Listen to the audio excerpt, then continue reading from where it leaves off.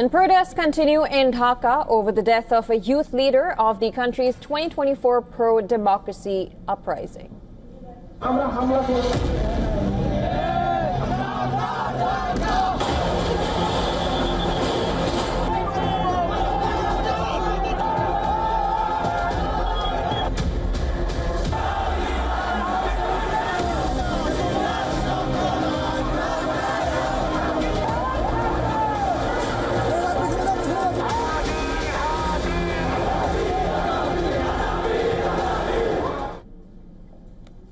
Now, protesters vandalized the partially demolished house of Sheikh Mujibur Rahman.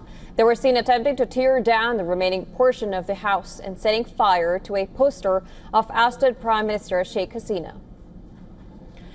Sheriff Osman Hadi, who was injured in an assassination attempt last week, died in a hospital in Singapore.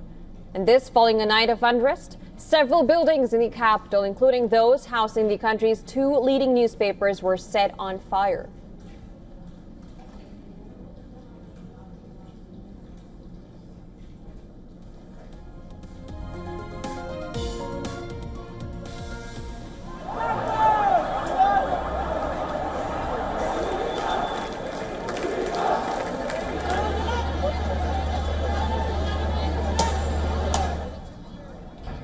The first attack came on Prathamalo, where the crowd had gone chanting slogans. The crowd vandalized the office before setting it on fire around 12 a.m. local time.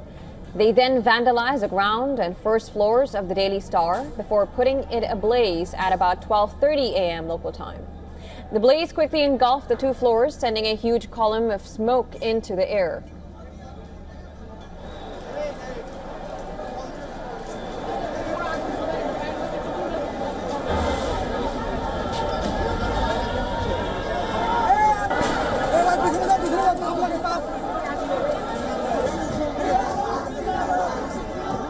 Now, the fire service could not reach the building for some time because a crowd blocked their way. The entire night shift fled to the roof to save their lives, pleading for help through phone calls and social media posts. Firefighters eventually reached the site and brought the fire under control at about 2 a.m. local time.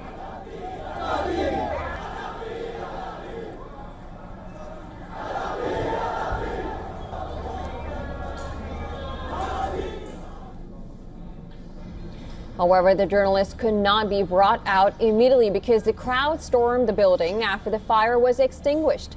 The protesters also targeted the office of Awami League, seeking the return of Sheikh Hasina. The house of India's deputy ambassador to Bangladesh was also surrounded by hundreds of people who were trying to demonstrate in a sit-in, but police lobbed tear gas shells to disperse the crowd.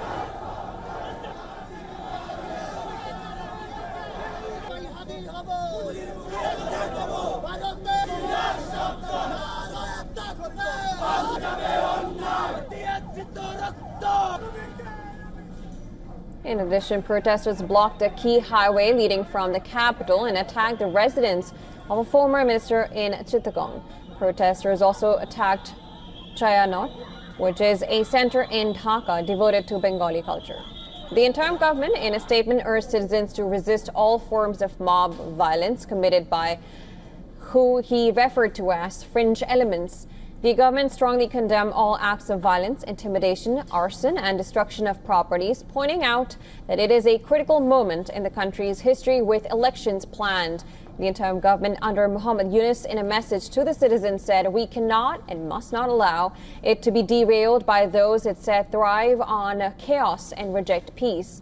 Earlier, Yunus confirmed Hadi's death.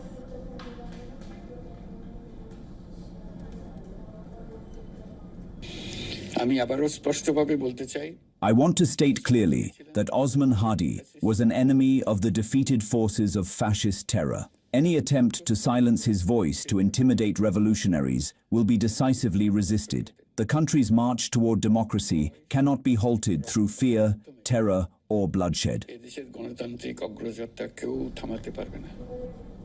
The government also announced special prayers at mosques on Friday and a half-day mourning on Saturday.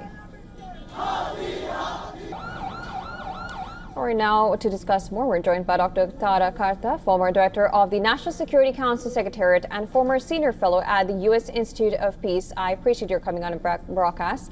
The pro-democracy uprising happened in 2024, and the youth elected Bangladesh's interim government chief, Muhammad Yunus, to lead. But in your opinion, is he able to lead? And if you're looking at the visuals right now, the situation somehow reminds us of the 2024 uprising. What is your opinion? I think those visuals clearly answer your question. Is he capable of leading? Clearly he's not. You can't, which country will allow this kind of thing to happen? And also remember that he is the one who set that whole, anti-Awami League, ban down everything, burn, etc. All that went on prior to this. The Bangla Bandhu statues being destroyed. All of that happened and they did nothing. So you set a path, a trajectory of violence. Now you can't now turn around and say, sorry, I can't do anything. Number two, the fact that prior to elections that this kind of a boiling up would happen was pretty much expected. It was expected that they will ask for Sheikh Hasina will become a kind of rallying point with the lack of anything else. Right. I mean, what would they, can they ask for development? They're not going to get it. You can't go on protest on development. Nobody knows what that's about. So you get an emotional issue and use that. But that it would lead to such extreme violence, I don't think anybody expected. And I'm not entirely satisfied that this is absolutely a domestic issue. And you mentioned elections. Considering the situation in Bangladesh, is there a possibility for the February elections to be derailed, considering the fact that that Sharif Osman Hadi was also contesting in these elections? I think that is one of the primary objectives, to get the elections postponed, because there is certain parties who thought that they would get a huge, backing and not getting that. So now they need an issue to get that, that nothing like taking an external enemy. I mean, India is very used to being, targeted as the enemy during election time, but again, not at this level. So this is probably an attempt to buy time until these I will call them right-wing parties for political correctness, that they get a larger base, electoral base, and they're able to demolish the existing, the parties like Awami League, BNP. They have their own large, especially outside Dhaka. Outside the city, it is these traditional parties which have a very strong hold, including Awami League. So if you want to increase your base, you have to postpone elections. So there you go. And considering that Awami League and also BNP, these are parties that they might have also contested, but considering the fact that they won't be there, what kind of parties would be left to do? Would Awami League and BNP do anything about it? Do you expect that to happen? Any action from them? It would be a farcical election. So, there's no way that they can even take part. How can you take part if half of the people are banned? But what I really want to bring out at present, what is taking place, it seems to me from sitting here that this is one extent of extremism versus another. I mean, Hadi's death was a rallying point. Thereafter, you've got a bunch of even the original July protesters being attacked. So there is a very extreme wing which is fighting for space. And you can expect that this will continue. In that process, you will get this violence will get worse and worse. That is the frightening thing. And I don't know who's going to stop it, because there is only so much the Bangladesh police can do. They've had a hard time in the July 4th elections. The army ideally should not intervene. That is not their job. But it finally depends on Yunus himself. What is the weight of this government to stop this violence? It's not good for them. So he started something which he cannot now control. And do you think that will anyway impact his the elections, about his, how he has been able to not handle the situation? Oh, he's been being very circumspect, if you'd like to say that, in what he says and what he does. And now he's condemning the violence. It's easy to condemn the violence. But why didn't you stop those events which led to it in the first place? And you had months and months and months to know that this was going to happen. You've got your intel agencies. You've got all the pointers there that there's going to be trouble. Right. And you chose nothing. So it's I'm sorry, I would not like to say anything very negative about a neighboring country's leader because it's their leader, right? But this is sad to behold, and especially since their violence has taken a completely anti-India turn, which is very sad because there is absolutely, the fact that Hadi's death is linked to India, there is nothing at all anywhere. Right. Links it's just this, smoke and mirrors, and this is what I would call a kind of online kind of there are dozens and dozens of videos coming up. There are a whole lot of YouTubers, there are a whole lot of people retweeting. So this is running on its own steam. So now logic has no place. Right, and we were expecting the infrastructure to be attacked, but then we also saw some media houses being attacked.